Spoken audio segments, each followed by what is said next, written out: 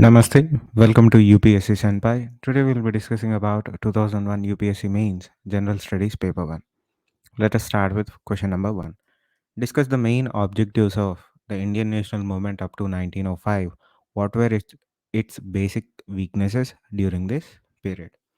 So we'll talk about the Indian national movement up to 1905, which was entirely led by moderate leaders, right? Then we'll talk about the goals, which was like improve the national spirit at that point, let the Britishers know about the Indian problems, like explain Indian conditions to the Britishers, educate the British citizens about India. The overall goal was to educate and unite Indian people. Then coming to the next part, basic weaknesses, which was failures, right? Um, One of the biggest failures was that it was not a grassroots movement. Much of the movement was hinged on the fact that Britishers would be receptive to Indian problems. So these were the few issues that led to the failure of this particular movement. Moving on to the next one, what administrative changes were introduced in India after 1858? What were the objectives of these changes? So you have to remember whatever the administrative changes that came after 1858 were a direct result of the revolt of 1857. So though you don't have to explain what the revolt of 1857 was, but you have to give it its due place in terms of resulting in administrative changes. What was the biggest administrative change? The biggest administrative change was the bringing in of Government of India Act of 1858. What it essentially did was it transferred the power from East India Company to the crown. Essentially, what has happened is, by the Government of India Act of 1858, the British Parliament took control of India, and India became the colony of Britishers. Right. The second aspect of this question that you have to answer is, what were the post impact, like what had happened after this, but through in terms of administration. One, the number of soldiers, the European, particularly British soldiers in Indian army, were increased in the terms of comparison to Indian soldiers and the British soldiers. Second, Indians were denied key positions, Indians were denied promotions, Indians it became very tough for Indians to gain a higher status in British hierarchy. Second thing is, they also reduced the age of civil service entry for Indians. So it became tough for Indians to enter into British service, which the Britishers perceived as a threat. So these were the few issues that few administrative changes that were brought in. So moving on, answer any two of the following about 150 words each. So the first one is, how did the movement for liberation of women receive a great stimulus from the rise and growth of nationalist movement in India? So before you answer this question, what you have to do is you have to give a brief introduction to what was the role of, or what was the condition of women in India at that point of time, and you also have to give a brief introduction to nationalist movement, and then you get into the answer by stating the fact that the nationalist movement was predominantly hinged on the fact that it was also a socio-religious movement, right? Movement. Because through this era, or through this period, we saw the abolition of child marriages, widow remarriages, right? Uh, we also saw female education. This led to the liberation of women in Indian society. Not only this, because women, there was a large participation of women in Indian freedom movement or Indian nationalist movement. It shattered the standard view or the traditional view that women are limited to only traditional roles, because we began to see women in all walks of life, particularly the nationalist movement or the freedom struggle. Women started taking lead, women started taking leadership roles. So the myth that they were relegated to the traditional role, or the idea that women are limited to traditional roles, was being taken away slowly. So in a way, in combination with the social religious reforms and with the participation of women in freedom struggle, we saw a direct liberation, or rather an empowerment of women in Indian society, because they challenge the norms of society at that point of time. That is how you go about answering this question. Moving on, discuss the aim and objectives of the Khilafat movement. To what extent was it successful? So Khilafat movement started in 1919 and kind of fizzled out in 1924. That is the official timeline kind of it. What was the movement itself? So it was a movement started by Indian Muslims to support the ruler of Turkey, that is the Sultan of Turkey, because Indian Muslims considered him to be the Khilafah of Islam. So what had happened is post World War One, the Ottoman Empire, how the Britishers treated the Turkey Ottoman Empire rulers. So they were feeling that he is being insulted or his power being taken away. In order to support him, in order to make Britishers understand the role of Khilafah or the Khilafat, they started this movement. Though in initial phases it was successful, later on the Britishers started putting concentration on this movement itself. So majority of the leaders were arrested. As a result, the movement kind of weaned off. So that is how you go about answering this question. Moving on, why did Gandhi launch the Salt Satyagraha in 1903, and with what results? So as you know, Salt Satyagraha was a kind of a starting movement for civil disobedience movement. um, this comes right after the failures of certain movements that came at that point of time. We are not going to go into that. So in order to answer this, what you have to do in sense is, what were the reasons for starting the Salt Satyagraha, right? Gandhi and others believed that the salt tax was inhuman in nature. It was causing an human crisis at that point of time. Like, it was an inconvenient. It was more than an inconvenience to the population at that point of time. So, in 1930, particularly 12th March of 1930, Gandhi started the Dandi March with 80 odd or 73 odd of his disciples, and then it led to a movement called the civil disobedience movement, right? It snowballed into the disobedience movement. That is how you kind of frame the structure of this answer. Moving on, write about the following. Again, I hope UPSC gives these kinds of questions right now. So these people or these individuals mentioned here were important in 2001. They were in the news in 2001 for various reasons. So you give a brief introduction about what their achievements were and what they were known for. That is how you frame the answer for this question. Moving on, what are mangroves and in what way are they useful to us? Again, a simple question, a direct question, you have to answer in a very direct way. So you have to identify that mangroves are a tropical forest, where they are found, and you give the benefits of it. They protect the coastlines, they provide shelter to a very large range of biodiversity. What is their role in the overall biosphere of that region? That is how you go about answering this question. The next one is explain the causes of Indian monsoon. So first you have to give a definition of what a monsoon is. Then you come into the grit of the answer by explaining what kind of monsoons do we see in India. Particularly, you answer the southwest monsoon. What are the factors for southwest monsoon? What which regions are affected by southwest monsoon? Then you go on to the northeast monsoon. Again, factors, the regions. You give a brief explanation of both of those things. Had there been no Himalayas, what would have been the winter climate in North India?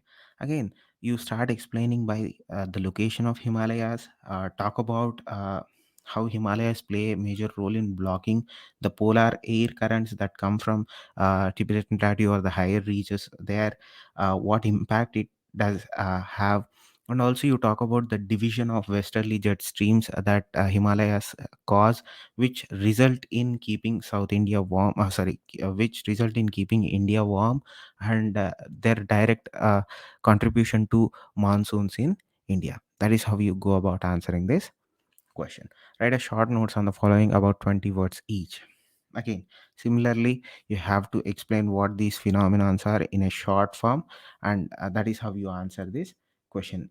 These are direct questions. You don't have to think much about it. You don't have to. Um, reinvent the wheel as such. You have to be very straightforward. They are not, they are specifically asking what they are, you answer them by explaining what they are. Question number 6, answer any one of the following about 250 words. These are the questions that you have some room to play. uh, the first one is discuss the administrative relation between the center and the states in the light of recent controversies. So this is an evergreen question.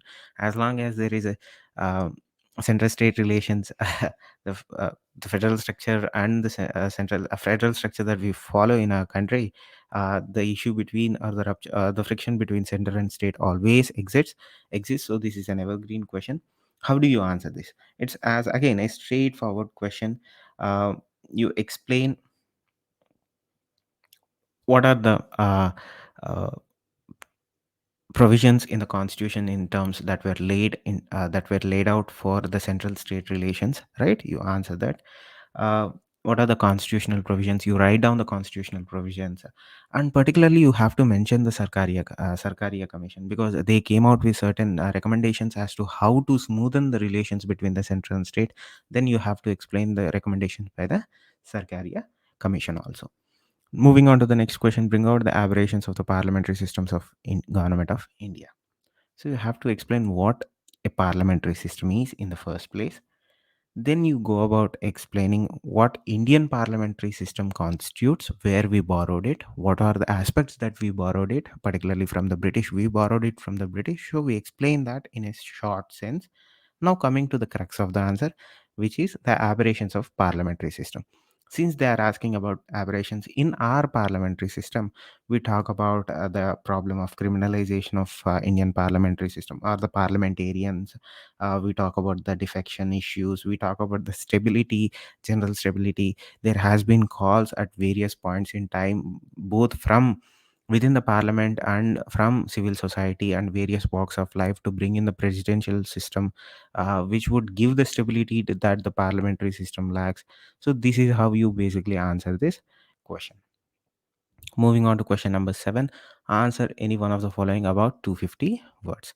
So the first one is, what is the constitutional position of directive principles of state policy? How has it been interpreted by the judiciary after the emergency in 75 to 77?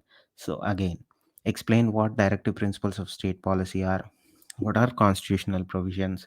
Now you have to talk about, particularly they are asking about post emergency, right?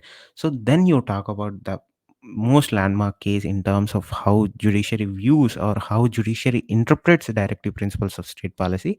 That is the Minerva Mills case, right? Because this is where we saw the rise of the doctrine of harmonious constitution. Again, where the judiciary interpreted or judiciary saw that there has to be a smooth functioning between or smooth relationship between the fundamental rights and the directive principles of state policy. So you talk about that in a very brief manner, and you explain how judiciary has changed interpreting DPSPs after emergency, through Minerva Mills case or through the doctrine of harmonious constitution. Coming to the next part, what are the main differences between the passage of a constitution amendment bill and other legislative bills? So this is again simple. First, you write the procedure for both, then you differentiate them.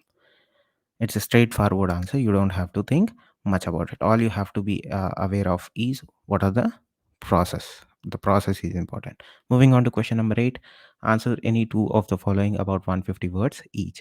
So the first one is, comment on the nature of ordinance making powers of the President of India. What safeguards are there against possible misuse? So this is again a straightforward question.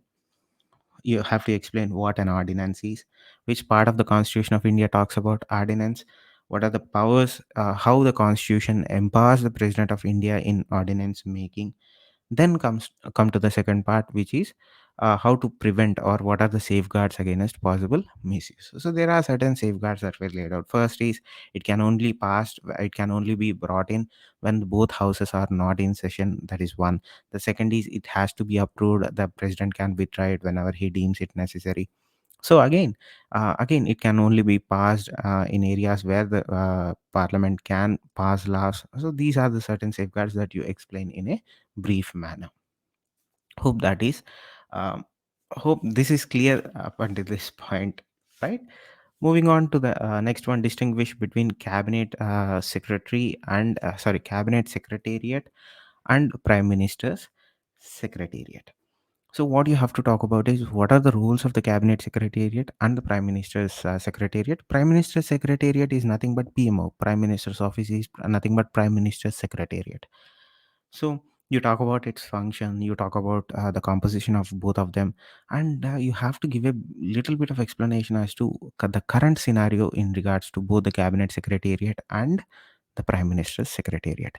We all know that PMO is more stronger in the recent times than cabinet secretariat, and it has to be said that the cabinet secretariat role has been relegated to a little bit of an suggestive functionality, because majority of the decisions and majority of the powers lies with the PMO. So you have to give a brief explanation as to how it happened, and not how it happened. You have to just give the current scenario that PMO is more powerful than the cabinet secretariat.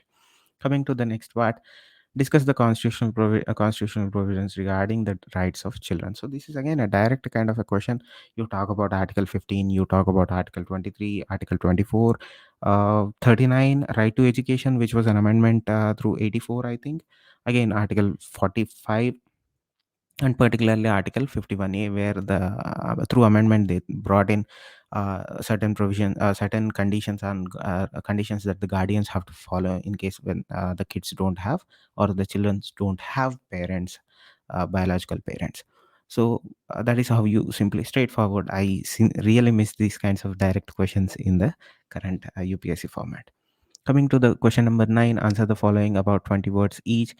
Straightforward questions. Particularly explain the local area development scheme for members of parliament. Explain why it was started, what it entails, like how much money is given to members of parliament to be spent on their local areas. Coming to the next one, what is ethics committee of Lok Sabha? Again, composition of an ethics committee. What role does it plays in the functioning of Lok Sabha? Coming to the next one, why it is said that the center has absolute veto over state legislature? It is simple, right? Center has absolute veto over state legislature, because whenever state legislature passes something, it has to go through the governor, and governor can always send that to the president for his assent, which the president pocket veto kind of a thing. You remember that, right? The president can give his assent or not. If he doesn't give his assent, it doesn't pass. That is how centers exert absolute veto over state legislature.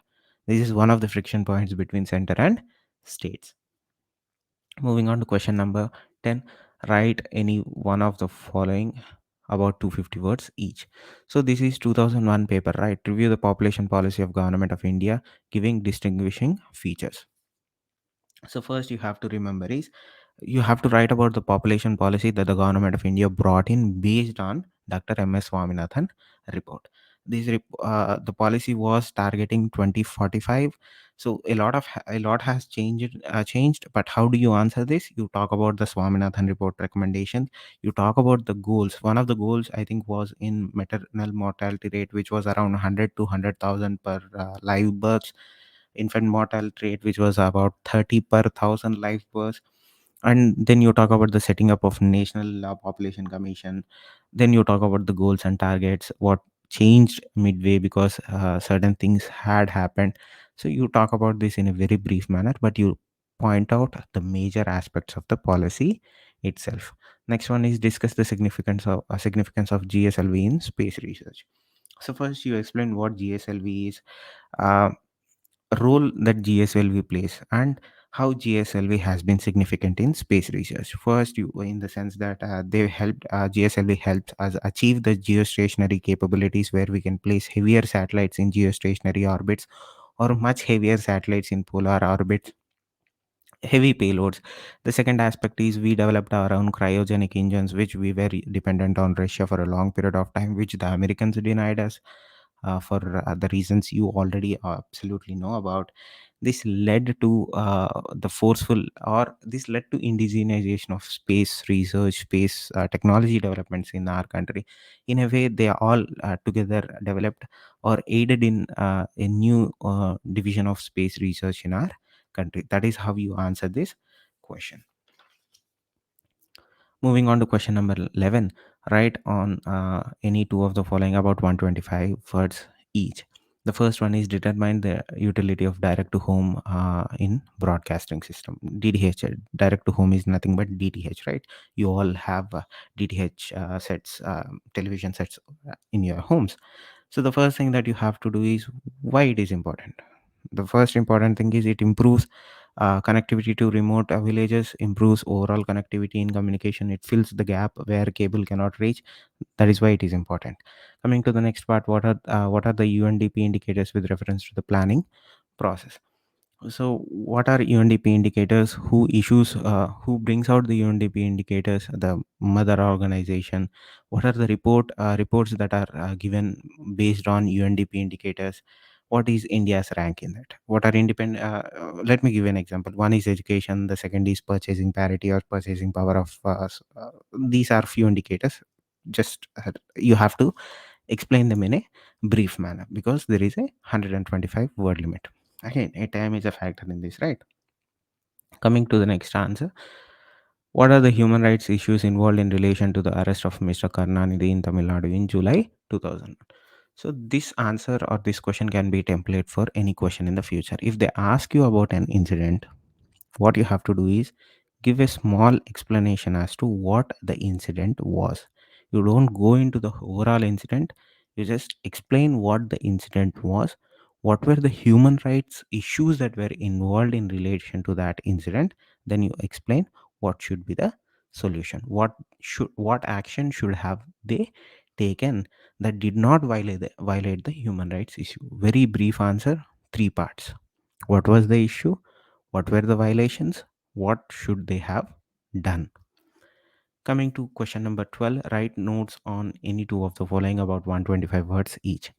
So, Swami Jayanti Gram Swaraj Yojana, again, government scheme. Give a brief. What are its objectives? What are its provisions? Law Commission of India, same. You need to explain the role, functions, objectives. Lalita Kalavi Academy, again same, role, goal, objectives, important function. Its important function is to promote cultural awareness in our society. Coming to the final question number 13, write about the following about 20 words each. Same template. People in news, institutions or organizations or issues in news. Briefly explain what they are or what are their achievements. Hope this video has been helpful. Thanks for watching. Namaste.